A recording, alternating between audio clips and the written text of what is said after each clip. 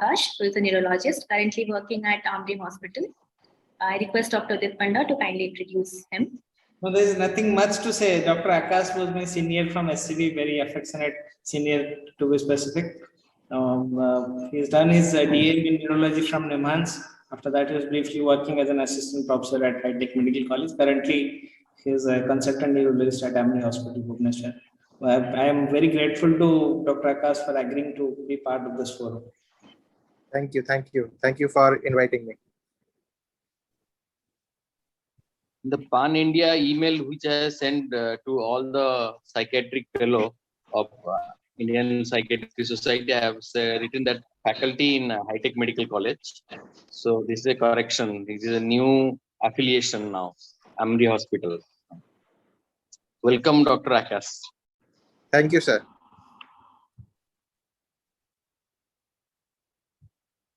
So now it is 7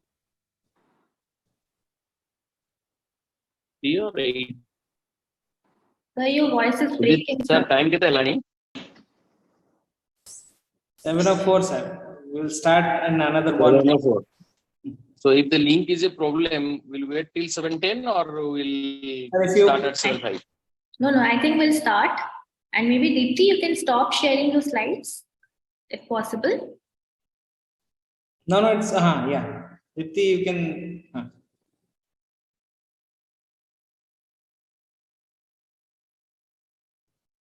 Okay, so I think around 25 people have joined and we can start. 7:05 we'll start. Okay.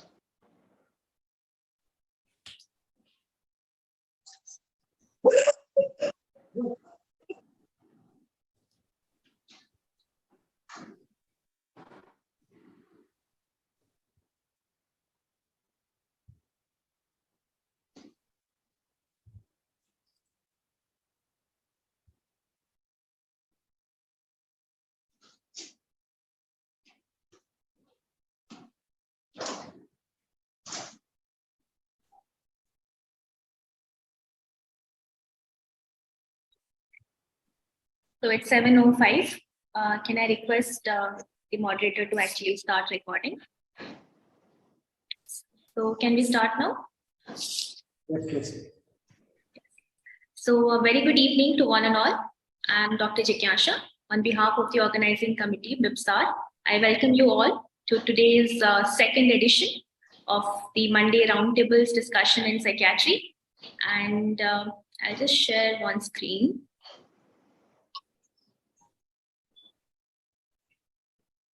Yes.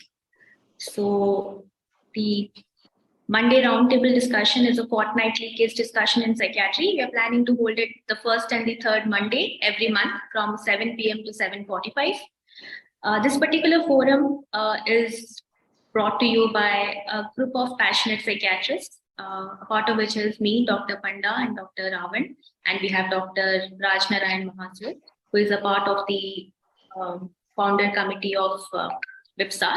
So all of us bring to you a forum where we would like to invite all the young residents, all the junior residents and the senior residents across the country, whoever are interested. We want you to come forward, bring us some interesting cases that you find have management challenges, and we would love to maybe discuss it, highlight it, bring some experts, maybe share our views, and hopefully result in some solutions. This program, we thought what we'll do is every quarterly, like every 3 months, we want to maybe declare the winners who bring forward the best cases and encourage and stimulate discussions in the young minds. So the first or the topper of each quarterly discussions will be awarded a prize, and we want to award maybe some cash awards also. We'll be maybe disclosing the details of it the next time. So with this, I invite you to today's program, and today the topic is catatonia in a case of young onset Parkinsonism. And we have Dr. Deepti, who is a senior resident from Kalinga Institute of Medical Sciences, and she is the presenter of the day. Welcome, Dr. Deepti. we have Dr. Akash Agarwal. He is one of the chief discussants. He is currently working as consultant neurologist at the Amri Hospital, Bhubaneswar. Welcome, sir.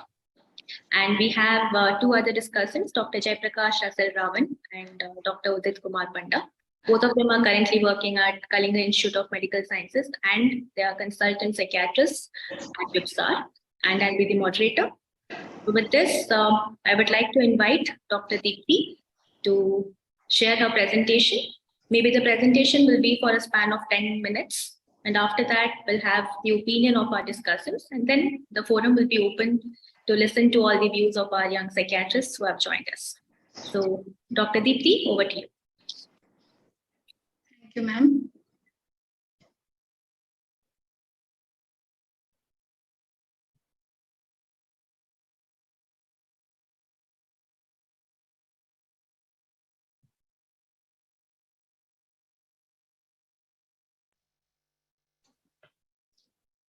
Is my slides visible? Yes, your slides Yes, are ma'am. visible. You are also audible. Kindly go ahead. First of all, I would like to thank BIIPbSAR team for giving me this opportunity to present a case. Thank you one and all, and a very good evening to one and all. Shall I start? Yes, go ahead. So today I'll be Yes, ma'am. Okay. Today I'll be presenting a story of a 30-year-old male patient who has studied up to 12th standard. He is currently unemployed since last 10 years after his illness started. Earlier, he was working as a painter, and he is unmarried and the elder of two siblings. And he is from rural background and from a lower socioeconomic status. So how he presented to us in OPD, he was brought by his relatives, his parents, to OPD in a wheelchair with 3 days history of acute onset, inability to move limbs voluntarily, not talking, not eating food or water, disturbed biological functions, and bowel and bladder incontinence. So little bit of background. All these symptoms started when when the patient was 20 years of age. So since the last 10 years, his attenders have been noticing there is slowness in his daily activities, stiffness of limbs, difficulty in walking, unable to carry out routine activities without support, and decreased speech output and flow. So in the last 5 years, he is not able to carry out his ADL without support. There has been history of multiple freezing episodes and multiple falls, and reduced speech output and flow, reduced food intake, and significant loss of weight. So in the before 10 years, he was weighing around 60 kgs. Presently, his weight is around 40 to 45 kgs. And he's having socio-occupational dysfunction and with intermittent low mood and crying spells, and he was not on any medications in the last 5 years. Negative history, there is no history of any head trauma, fever, seizures, loss of consciousness, no history of any medical comorbidities like hypothyroidism, hypertension, and diabetes, no history of any firm, false, fixed beliefs, suspiciousness, or hallucinatory behavior, no history of sustained cheerfulness or increased goal-directed activity, no history of any substance use, no family history of mental illness or neurological illness. So coming to past treatment history, there has been multiple visits to neurologists in past 10 years. In 2012, he was first diagnosed as young onset Parkinson's disease. During that time, his MRI brain was normal. They were keeping a differential of Wilson's disease, but it was ruled out because serum ceruloplasmin was normal and there was no KF ring. So from 2012 to 2015, there has been multiple visits to neurologists, and he was on anti-Parkinson's drugs like Syndopa and trihexyphenidyl. But according to attendance, there was only partial response to Syndopa, And because of that, they discontinued the medication, and non-compliance was a major issue.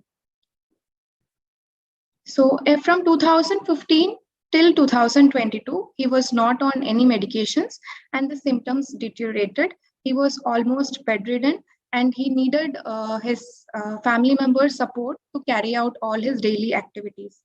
So in October 2022, patient presented with sudden onset difficulty in swallowing and excessive salivation. So he was taken to AIIMS to a neurologist, and they also restarted him on medications: Syndopa 110 mg half tablet QID, amantadine 200 mg per day, and Syncapone 50, which is a combination of carbidopa, levodopa, and entacapone. So following which there was significant improvement in the excessive salivation, but family members noted that he was deteriorating and he entered into a catatonic state within 3 days. Following which the patient was brought to us in KIMS neurology OPD. From there, he was referred to psychiatric OPD. So in our OPD on examination, he was a thin-built young male looking appropriate to stated age, sitting in a wheelchair with eyes firmly closed. There was resistance while trying to open his eyes by the examiner. His hands were held in a flex posture and was having tremulousness. There was no spontaneous activity or no emotional responsiveness, no responding to commands, no spontaneous speech, and he was having rigidity, and his clothes were soiled with urine. He was having negativism, though his vitals were stable. So we kept a provisional diagnosis of catatonia, and we gave lorazepam challenge test. So there was mild improvement in his catatonic symptoms. He started opening his eyes after 10 to 15 minutes, started making eye contact and was relieved of that posturing, and was non-spontaneously talking, incoherent, there was incoherent speech. So hence a diagnosis of catatonia was confirmed. So further he was planned for inpatient admission, and he was given a maintenance of lorazepam 6 mg IV intravenously in divided doses for a period of 3 days. So he was also treated with Ryle's tube feeding because he was not able to feed himself, and adequate hydration and nutritional support was also given. And his baseline investigations came normal. His complete blood count, serum electrolytes, renal function test, liver function test were normal, and MRI brain was also within normal limit. After 3 days of initiating lorazepam, there was no significant improvement except in the communicability. Hence, it was augmented with modified electroconvulsive therapy. We gave him 8 sessions of ECT. So there was some moderate improvement noted in the catatonic symptoms after 3 sessions. Basically, in communicability, he started making eye contact, and his speech output also improved, and having a expressive look on face. But after 3 days, there was no further improvement in subsequent sessions of ECT. So hence we restarted him on amantadine 200 mg per day, which was gradually increased to 300 mg per day. And we also thought about the reasons for catatonia, and whether it was underlying depression which is causing catatonia, or whether it is the Parkinson itself is causing catatonia, or maybe the psychotic underlying psychotic symptoms, which is not visible to us, which is presenting as catatonia, we did not know. But we started him on a prophylactic antidepressant dose also of desvenlafaxine 100 mg per day. So currently, this is the present scenario. He is responsive to commands and external stimuli, and he is making eye contact. He is taking minimal oral intake, but hence we are feeding him through Ryle's tube. His speech is incoherent, increased reaction time, reduced tone and output. His thought couldn't be assessed. He was having urinary incontinence, hence catheter is placed in situ. He is walking with support, but having ataxic gait. Bradykinesia is present, and rigidity was also present. Tremors have reduced compared to the presentation, and he is having negativism also. So in this case, we can discuss about what is young onset Parkinson's disease or early onset Parkinson's disease.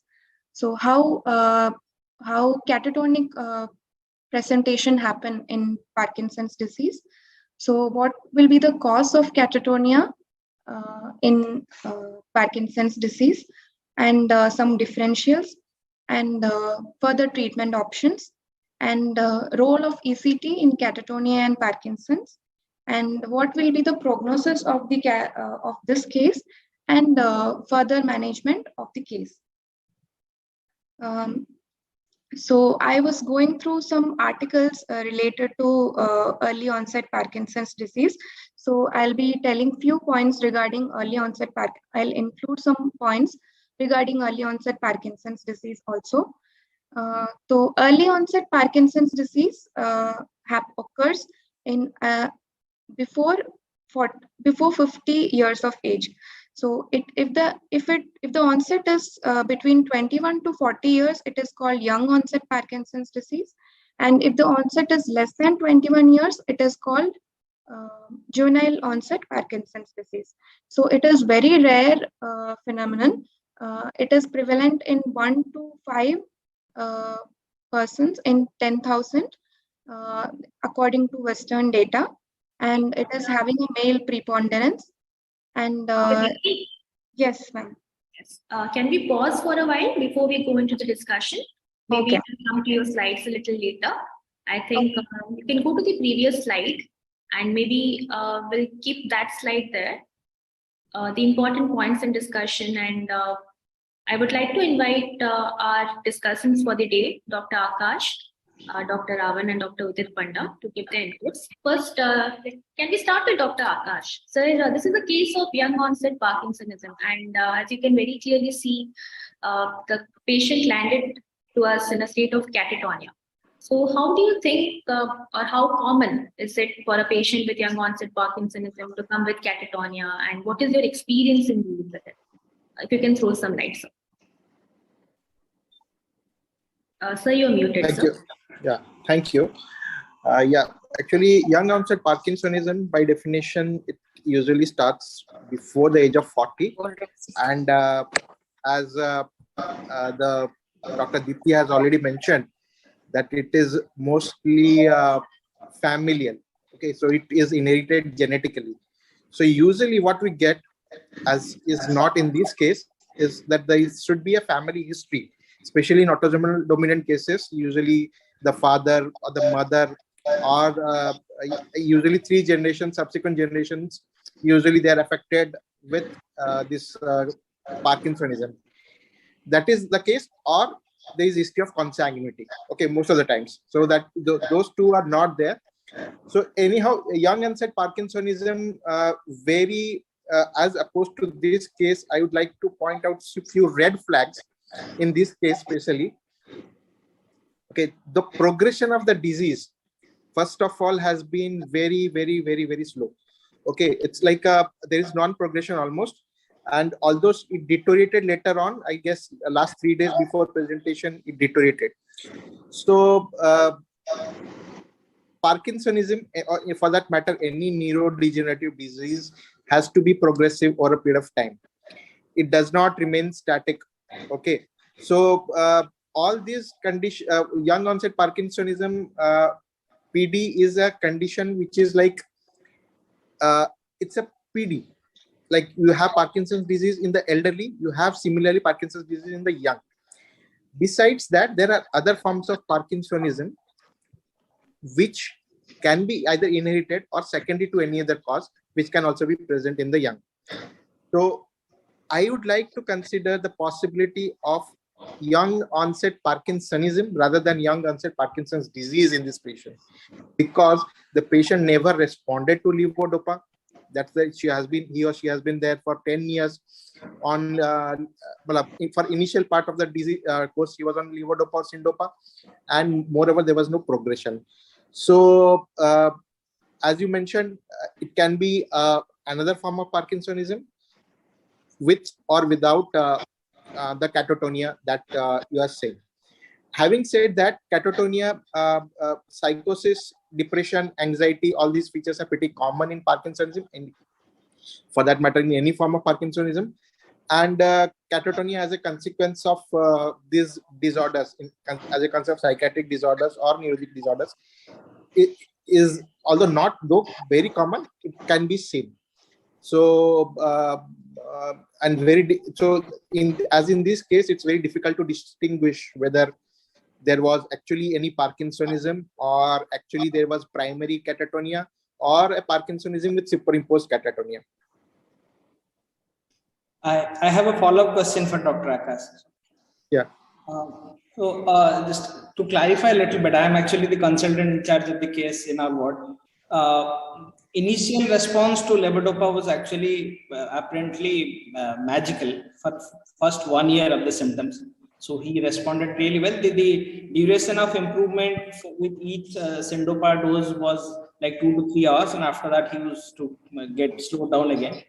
After a year, apparently, quite suddenly, syndopa stopped working, and some dyskinetic movements started, which apparently is seen in young onset Parkinson's. They are sensitive to syndopa-induced dyskinesia. So that's why they stopped it. They tried some kind of traditional healing measures, some Ayurvedic medicines, which did not help.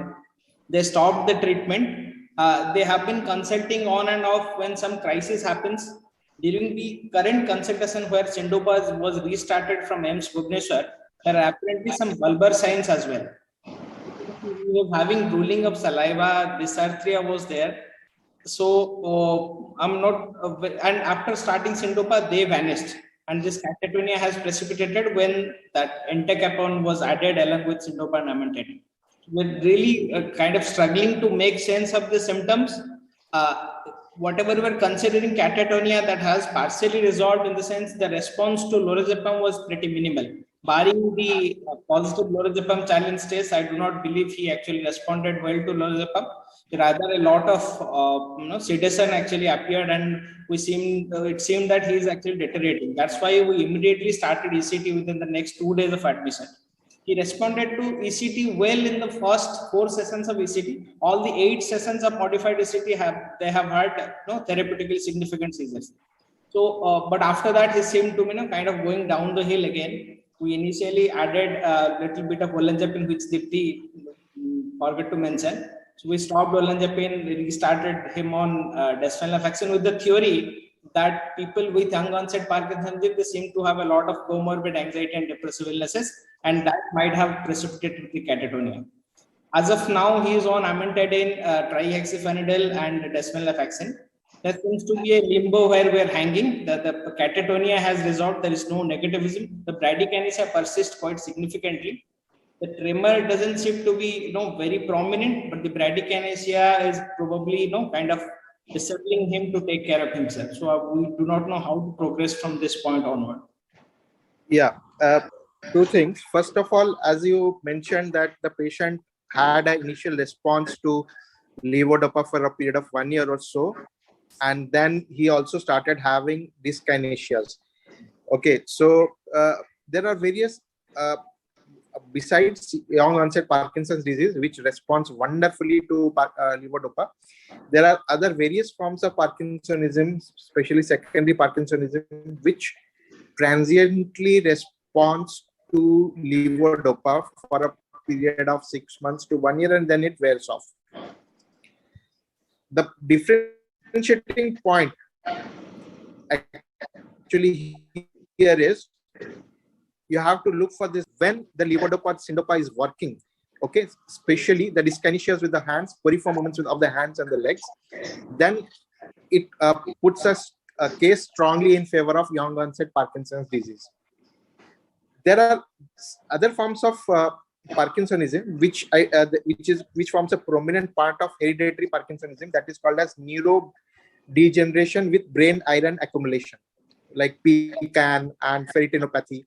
So these are the type of disorders which also might respond with levodopa syndrome for a while, and then again it wears off.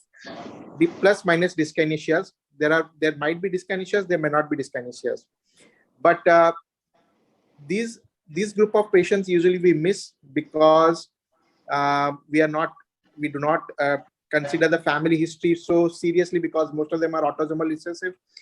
Secondly, they do not respond to levodopa syndopa. And another important thing is MRI can be normal, okay, because most of the times, besides young onset Parkinsonism, in these cases, some cases it can be normal. But having said that, MRI should be looked carefully, not only with the help of a radiologist, also with the help of a neurologist, because some subtle findings which they might miss who are not well versed with Parkinson's disease. It might be a case of some other secondary or NBIA or something which they might have missed, and which might be the case here, because what's the strong case that is presenting is that the levodopa response is very short duration.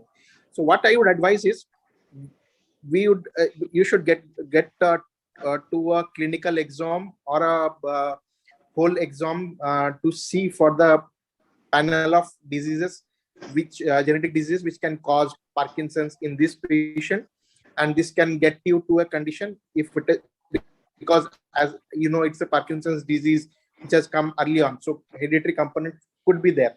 So go for a clinical exam or a genetic testing of any form and get to the problem. And I'm sure one or two, either young onset Parkinson's disease or any of this NBIA disease form of disorder would come to the fore with the help of these investigations. Thank you, Dr. Akash. We have a few questions in the chat box.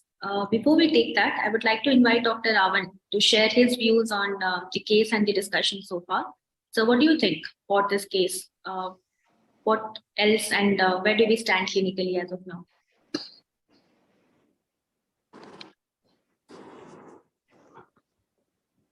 Sir, you're not audible.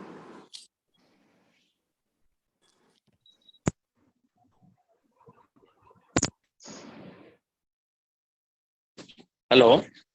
Yes, sir, you're audible now. Okay. So thing is that for the residents to think about Parkinsonism and Parkinson disorder, they are two different things. What Dr. Akash and was mentioning, if it is drug induced, like our antipsychotic induced Parkinson symptoms, or in toxin induced, or hypoxic brain damage induced, these are all Parkinsonism. And these Parkinsonian features, this boy or this juvenile, he started having all these symptoms. So idiopathic Parkinson disorder, which we see mostly after 60, can be rightly mentioned by Dr. Akash, that can be seen in patients with some of the genetic disorder. One of the things which I was discussing, one of my neurologist friend, he said could be because of juvenile early onset Parkinson disease in form of KRS syndrome, for S syndrome, which is actually patient will have basal ganglion degeneration, will have cognitive deterioration, and this slowing and everything will be there. And the initial presentation will be kind of a axial dystonia, where people will think that it may be a like worsening of catatonia or any other drug side effects and all. But later on, the patients gradually progress to most of cognitive impairment. So this will be good idea to take the biotechnology department's help in our university and do a genetic study of mostly ATP 13A2 variant, where the significant we can pinpoint the diagnosis, and then only we can tell the parents about the prognosis and other things. But as Dr. Akash mentioned, that those are the variant with a very, very good response towards levodopa, and they show good response to other anti-Parkinson drug like Roprinolol or Pramipexole. So we can try levodopa here, because we have hearing from Dr. Dipti that there is a trial of Syndopa, levodopa in the past. We by ourselves will give for a considerable period of time, and then we can see the response from him. And in this meantime, we can send for this genetic testing to get a proper diagnosis. Over to Dr. Jinas. Thank you, sir, for that input. We have a question in the chat box. Dr. Prema, she asks, for this kind of patient, can we try Pramipexole? So I would like to invite Dr. Udit Panda for a response on this comment. Can we try Pramipexole for this patient? So as far as my reading goes for young onset Parkinsonism, there are two aspects to it. For catatonia, I'm not sure. I think rather than Pramipexole, the use of memantine or amantadine, they have a higher evidence. If the first line treatment options like lorazepam or ECT is not being effective, or the catatonia is recurrent, so that is what we have tried out. To treat Parkinsonism per se, whatever my reading goes, it's written that response to levodopa is actually pretty good, but no, the dyskinesia actually kind of act as an hindrance. So using a drug like anticholinergic like maybe triaxiphenidil or roperidol, they might be better options. I'm not sure about Pramipexole per se. Maybe Dr. Akash can actually put some light. Sir, you are muted. For Parkinsonism, especially Parkinson's disease, levodopa is the gold standard therapy. So when we want a diagnosis or for therapy, there is no substitute for levodopa. But if there is Parkinsonism and associated anxiety component, you can always give Pramipexole. But Pramipexole, the response is not that good or not that magical as you get in levodopa. Thank you, sir. There is one more comment. Could the on and off phenomenon of levodopa be responsible for loss of response to levodopa treatment and then dyskinesia due to on? This is a question raised by Dr. Titash. Sir, your comments on this, Dr. Akash. Look, it's not like that actually. Once the patient has levodopa, what is the natural course of or maybe 10 years, the patient usually have very good response to levodopa. It's like even if you give 2 times or 3 times a day, the effect of levodopa or syndopa merges into one another, and it's like smooth, seamless function. Okay, so there is no break in the effect of syndopa. But once that 5-year or 10 period gap goes, then what happens is the effect wears off. So much so that the effect decreases from many hours to 1 hour or 2 hours or maybe less, or sometimes he does not have any effect at all. So it is not the on and off effect of levodopa, syndopa. It's more of the duration of the disease process, and more and studies have also shown the higher levodopa doses, the wearing effect progresses more fast. So towards the end of the end of the 10 years, maybe hardly 1 hour or 2 hour response, or maybe no response at all, and at the same time you will also have this dyskinesias, the coriform movements of the upper limbs and the lower limbs. Thank you, sir. I think that clarifies some of the points. But I think in the history, Dr. Deepti mentioned there has been multiple falls, right, in the last 5 years. So I think in continuation to that, we have a question by Dr. Arun. Can we consider the possibility of a Parkinson's plus syndrome? Yeah, that's one of the possibility, because there are red flags, as I mentioned. One of the progression, non-response to levodopa, and another thing is the symmetricity of the condition. there was hardly any asymmetrical symptoms or signs in this patient as far as the history goes by Dr. Dipti. What happens in Parkinson's disease is it is very asymmetrical. To start with, it starts with a one limb, right hand or left hand, right leg or left leg, and it stays there for years together, and then the other side is affected. Here, hardly that is the case. Another thing is that the presence of axial symptoms as falls early on in the disease, which is also another red flag for Parkinson's disease. Okay, so this almost negates the fact that he might be having some other form of Parkinsonism rather than a Parkinson's disease. Okay, so so Parkinson's plus should be considered, but as this patient is very young, none of the Parkinson's plus syndrome usually occur that young, especially the PSP, what you say, where the repeated falls occurs, that occurs usually in the 60s to 70s, and it is also most of the time not hereditary. Thank you, sir. With this, we come to the next question. What symptoms and signs should we focus to differentiate a Parkinson's from catatonia? Maybe Dr. Ravan can throw some light on this point. So how to differentiate Parkinson's disease from catatonia? What is the question? What are the Parkinson's signs? Parkinson's disease is like you know that the triad or the tetrad of postural instability and this bradykinesia and tremor and so on. But in case of catatonia, there will be negativism, mutism, and other form of like oxyflexibility or ambitendency, ambivalence will be there. But my question is to Dr. Dipti that whether this person has a repeated fall and there is some knee injury, and have you looked those symptoms in seriousness? There is a gaze palsy possibility is there in this person. Because superior gaze palsy was not there. We have checked for that. Neither there is any nystagmus. So that is something. And why this fall then? It is because of the gait imbalancement, or what the family member said is that there would be times when he was taking Sendopa or otherwise, he would try to run, and in that process he has taken a lot of falls and so. Okay, could be. That could be possible. So if the catatonia is resolving after the ECT, course of ECT, it's a good sign.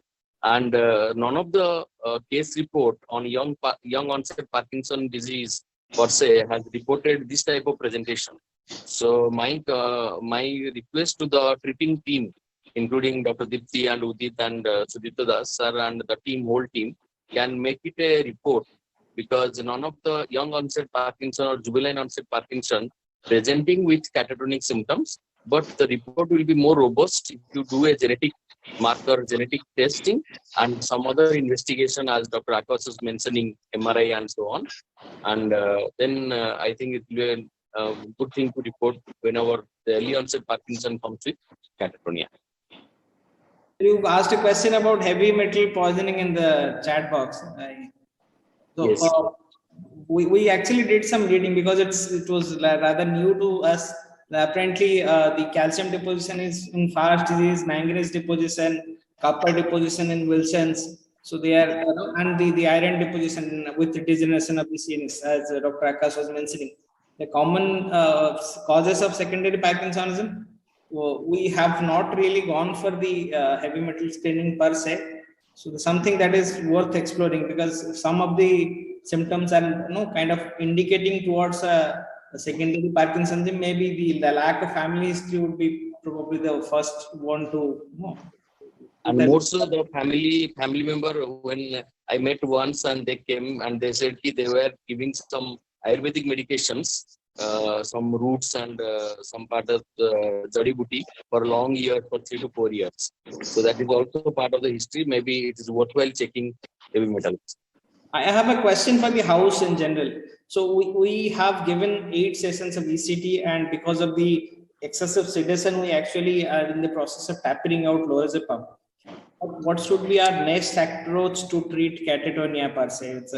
it doesn't seem to go away completely having a vaccine in many. Should we continue the further modified sessions of ECT? We give it a trial of zolpidem maybe to see rather than lorazepam. What should be our approach now? And this my take, I was just trying to tell, but you asked the right question in the last time, like the end of this session. Almost we are 7:43. But thing is, like, if it is the residual catatonic symptoms are there, and we are thinking of a organic background, you try with early morning before breakfast topizopam, and just see for next 7 days what is the change, because that will not induce sedation, that will not cause cognitive impairment, as well as the autonomic BP and other things will be stable, and but the functionality will improve, and that is our experience is there in that topizopam. You can try and see. Okay. Thank you, everyone. I think Dr. Anton Paulson from PhD. I'd like to make a point. Yes, sir. Please, sir. Yeah, just 2 points. Somebody was asking actually how to differentiate between myopathy and catatonia. So there are various things, but one clinical point I'll just mention. One has to look clinical point, that's none of them examine actually that presence of anosmia. Okay, so if you have anosmia, that actually differentiates most of the times. If you that it's YOPD most of the time, and it is nothing else if the patient has anosmia. And second, sir, as Dr. Udit was saying, the heavy metal things. Okay, whatever it is, all the heavy metal causes of Parkinsonism are detectable by MRI. Okay, so whatever you do it, okay, you need not screen for the metals in the blood. Just do an MRI. With an experienced radiologist or with an experienced neurologist, you can get hold of the specific metal as well, which is deposited. Thank you, sir. I think I'll read out the comments from Dr. Anton Paulson. He has made some good comments. He says, young onset Parkinson's is notoriously known to have a slow progression and good response to levodopa. But as the treatment progresses, resistance to levodopa develops. Also, the fact that ECT was not effective after a while may point towards an organic cause. So maybe he thinks that initially there was some organic cause and later some psychotic cause in the background. And currently there are residual catatonic symptoms. That is what his opinion is. And in response to Dr. Udit's question, he said that it is advisable to continue ECT sessions and maybe continue amantadine. And maybe continue amantadine with or without levodopa is something that the house can discuss. Yeah, so one thing I would like to add, we actually thought of giving antipsychotic as an augmenting agent when lorazepam did not work. We started out with olanzapine that actually worsened the rigidity and general condition. So we took it out. We had a thought to start clozapine as well, but we did not actually venture into, because the general medical condition of the patient was worsening. He actually had one of what we think is septicemia. He was put on piperacillin tazobactam for 7 days when he had to kind of withheld one session of ECT in that period of time. So yeah, so I history wise or in the current MSc as well, we do not find anything that is suggestive of psychosis. Rather, there are episodes of what we can consider as brief depressive episodes that is there, whether that is an adjustment reaction to a chronic illness or syndromal depressive episode that remains to be assessed. Yeah, Udit, Dr. Sumit has asked this question, whether there is any past history of psychosis with the patient. So no, history-wise, we could not elicit anything that would indicate a psychotic episode in the past. There was also a question, can we use clozapine for the residual catatonic symptoms in the case? I think Dr. Udit made a comment on that. There is a comment from Dr. Shreya. She says, repeat MRI was done on admission and was normal, sir. Do we have any specific type of MRI to detect the heavy metal? Is a question. So is there any specific MRI? Or yeah, what we should write to the radiologist? Akash sir can tell. Yeah, actually there are specific sequences in the MRI which the radiologist would do only when we ask for. Okay, so there is something called as SWI sequence or susceptibility weight imaging. Okay, which points out to the fact there is any kind of mineral deposition over there. Besides that, the radiologist has to look for other T1 sequences as well as T2 sequences to come to the conclusion which exact metal mineral, whether it be it's copper or magnesium or iron, has been deposited. It's nowadays it is almost pretty much easier to pinpoint to a single mineral which is deposited and go on moving forwards. Thank you, sir. I think we have another thing is like I would advise the treating team to actually to go for genetics and confirm actually whether it's a young onset Parkinsonism or any other form of Parkinsonism genetically in heritable form of Parkinsonism. So what happens is that anyhow you are treating the catatonia. The Parkinsonism part is very difficult to treat in this patient because anyhow he is not responsive to levodopa syndopa. So if by luck it comes out that he has any of the genetic markers of young onset Parkinson's disease, you can always go for deep brain stimulation, which is which has a very good effect. So that would be my suggestion. Otherwise, it's up to the other panelists to. That's what we're considering. The only hurdle that we have right now is financial than anything. Is admitted under something known as a BSKY scheme that we have running in our state. So I don't know whether that would support the genetic testing. We're trying to arrange funds to do it as we speak. For the academic interest, if you write to principal of MSR, this person can be undergone the genetic testing. I think. We'll try, sir. We'll definitely try.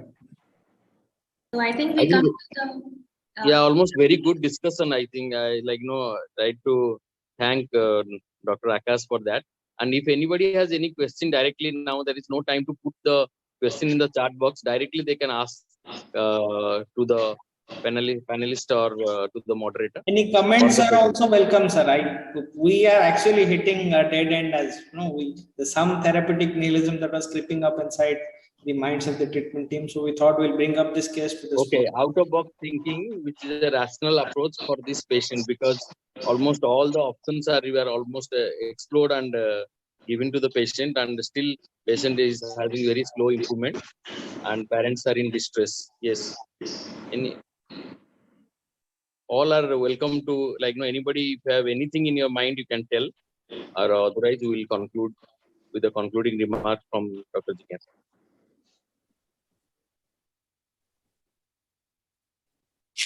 Dr. Arun says, can we try higher doses of lorazepam? With the moderate dose of lorazepam, as Dr. Udit said, there is highly sedation, and so we are scared to use higher doses. And we all know that in case of functional catatonia, there will be dramatic response. In case of organic catatonia with lorazepam, there might be moderate response or sometimes no response. So ECT has worked, but the residual catatonia is a problem now for the treating team. Yeah. Any more comments? I think we have completed our time limit, and last thing somebody has written it. Dr. Anton mentions that genetic tests will go a long way in his treatment and will be beneficial in future for further treatment plans. We can compare the long-term and short-term financial restraints. Okay. I think thank you, Dr. Akash, again, and thank you, the moderator, and thank you, Dr. Dipti. Thank you so much. Thank you, sir.